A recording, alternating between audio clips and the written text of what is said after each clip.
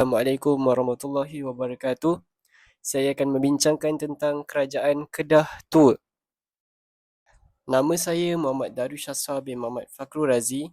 ID pelajar saya 2024.09.014 Dumai. Amalan dan adab masyarakat Kedah Tua boleh dibahagikan kepada beberapa aspek. Yang pertama, adat resam. Yang kedua, bahasa dan sastera. Yang ketiga, sistem sosial. Manakala yang keempat, kesenian dan kraf tangan. Adat resam. Adat resam masyarakat Kedah Tua memang menunjukkan peralihan budaya yang ketara dari pengaruh Hindu dan Buddha kepada pengaruh Islam. Pada era pra-Islam, pengaruh Hindu-Buddha sangat jelas dalam amalan keagamaan seperti pemujaan dewa, dewi di kuil atau kandi yang sering melibatkan upacara seperti pembakaran dupa, pemberian persembahan makanan dan doa kepada entiti dewa. Lepas penerimaan Islam secara meluas di Kedah, adat istiadat masyarakat berubah dengan penekanan kepada ajaran Islam. Ini dapat dilihat dalam amalan adat seperti yang pertama, upacara perkahwinan. Yang kedua, adat berkatan. Yang ketiga, perayaan Islam. Upacara perkahwinan. Perkahwinan dalam masyarakat Islam di Kedah menitik beratkan hukum syarak seperti akad nikah, penggantian lelaki memberi mas kahwin serta majlis kenduri yang disesuaikan dengan amalan dan nilai-nilai Islam. Adat berkatan. Berkatan atau sunat bagi kanak-kanak lelaki menjadi salah satu amalan penting yang menandakan kematangan dan peralihan seseorang ke alam dewasa dalam Islam. Terusnya yang kita dapat lihat ialah perayaan Islam. Selepas kedatangan Islam di masyarakat Kedah Tua, masyarakat Kedah Tua menyambut hari kebesaran Islam seperti Aidilfitri, Aidiladha dan Maulidur Rasul menjadi sebahagian daripada adat masyarakat Kedah Tua. Anda boleh lihat 3 contoh gambar di bawah yang berkenaan dengan perayaan Islam. Saya akan teruskan dengan bahasa dan sastera.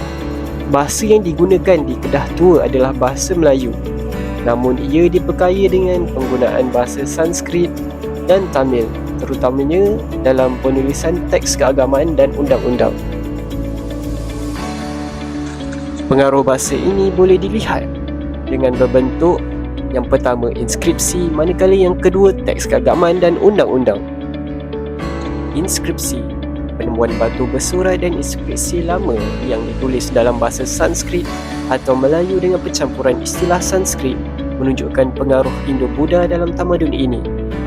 Anda boleh lihat contoh gambar di bawah. Yang kedua ialah teks keagamaan dan undang-undang. Terdapat teks yang menggunakan bahasa Sanskrit untuk menjelaskan konsep keagamaan Hindu-Buddha atau undang-undang yang diguna pakai pada zaman itu. Kalian boleh lihat gambar contoh di bawah. Selain penulisan, sastera lisan di Kedah Tua berkembang dengan cerita-cerita mitos, legenda dan kisah-kisah rakyat. Legenda Merong Mahawangsa yang dianggap sebagai salah satu karya sastera penting menceritakan asal-usul kerajaan Kedah serta hubungan Kedah dengan tamadun-tamadun besar seperti Rom dan China. Kisah-kisah seperti ini bukan sahaja memberi hiburan kepada masyarakat, tetapi juga berfungsi untuk memperkukuhkan identiti dan warisan budaya mereka. Saya akan teruskan lagi kepada sistem sosial. Masyarakat Kedah Tua terbagi kepada 3 golongan utama, iaitu golongan pemerintah seperti raja dan kerabat diraja. Seterusnya, golongan agama seperti paderi atau sami. Manakala dan rakyat biasa pula, petani, nelayan dan pedagang. Hubungan antara golongan ini dijalankan dengan penuh hormat, di mana pemerintah dan golongan agama sangat dihormati. Dengan kedatangan Islam, nilai keluargaan, kesopanan dan adab diperkuatkan, di mana masyarakat menekankan adab sopan dalam pertuturan, pakaian dan pergaulan menjadikan nilai-nilai Islam asas dalam kehidupan sosial. Golongan pemerintah, raja dan kerabat diraja yang memegang kuasa tertinggi bertanggungjawab mentadbir dan melindungi kerajaan. Kedudukan raja sangat dihormati dan segala keputusan penting dalam pentadbiran dan keselamatan negara adalah di bawah kuasa baginda. Kedua ialah golongan paderi atau sami.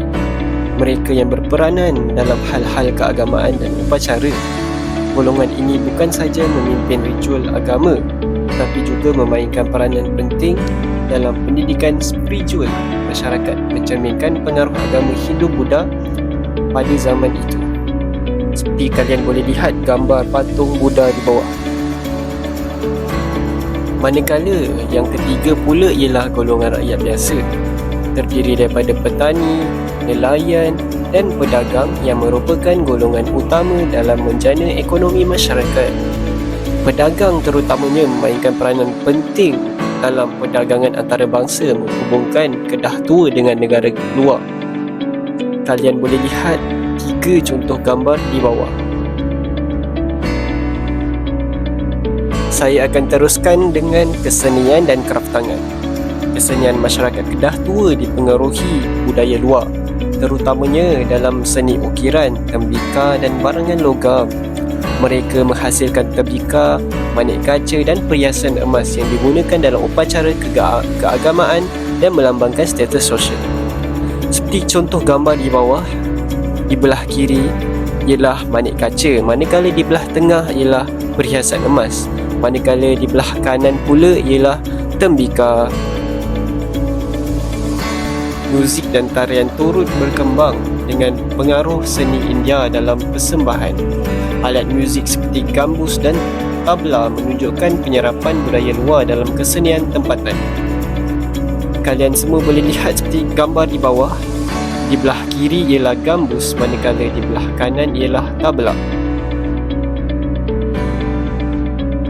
Amalan ekonomi Kedah Tua berkembang pesat terutamanya melalui aktiviti perdagangan antarabangsa. Kedudukannya yang strategik di laluan perdagangan maritim antara India dan China menjadikan Kedah sebagai pusat penting dalam laluan sutera maritim. Antara barangan yang diperdagangkan termasuklah rempah ratus, emas, perak, sutera dan hasil pertanian seperti padi. Pertanian juga menjadi tunjang ekonomi masyarakat Kedah, di mana mereka menanam padi, kelapa dan tanaman-tanaman lain. Sistem pengairan yang baik membantu masyarakat Kedah mengoptimumkan hasil pertanian mereka, manakala laut di sekitar Kedah memberikan sumber protein utama seperti ikan dan hasil laut lain. Kita sudah sampai ke akhir perbincangan kita, iaitu penutup.